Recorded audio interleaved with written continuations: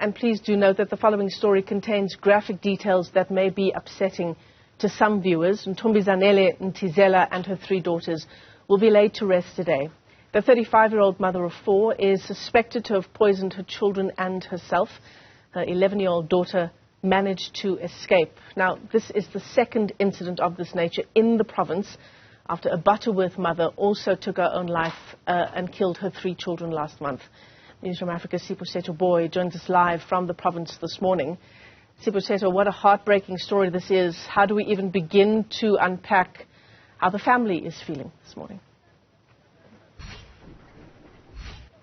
You know, Michelle, you stated correct.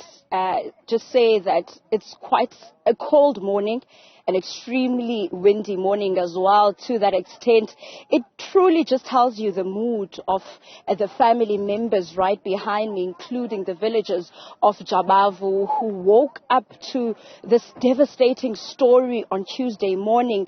And like you just mentioned, that the 11-year-old daughter managed to escape. And maybe one is probably asking themselves, but how did she escape while the 3 other siblings couldn't survive, or rather couldn't escape?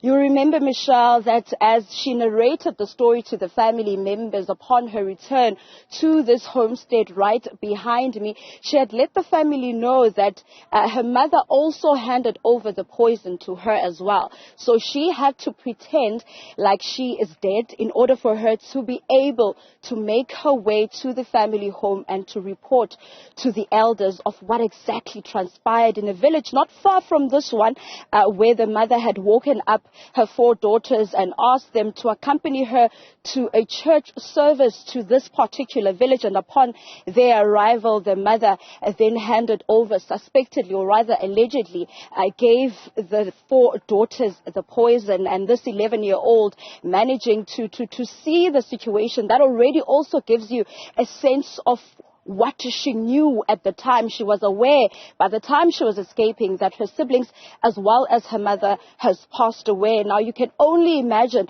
how she will be today upon her arrival back home this morning, considering the fact that now she's only going to be seeing her siblings as well as her mother now in a coffin.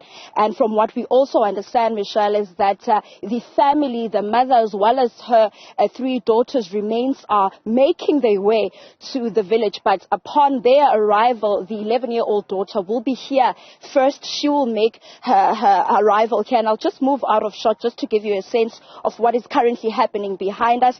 And she'll make her way as well to this particular home with social workers present at this particular funeral as well, because I believe, Michelle, this is also a story that many villagers, including the school children that you see right there, who are also here to pay tribute to their schoolmates. You remember that the 14-year-old, 3-year-old as well as an 8-year-old are victims today, and also just some of the school members as well as family members and neighbors who will also be here to just say to the family that everything will eventually come together, considering the fact that this is not an incident that is new in this area. Like you correctly stated, that in a town in Butterworth, not far from where we are in Jabavu here in Port St. John's, a similar situation happened last month. So those proceedings, those funeral proceedings, will take place shortly as soon as the family members as well as the remains of the mother and her 3 children make their way to the Jabavu village here in Port St. John's, Michelle.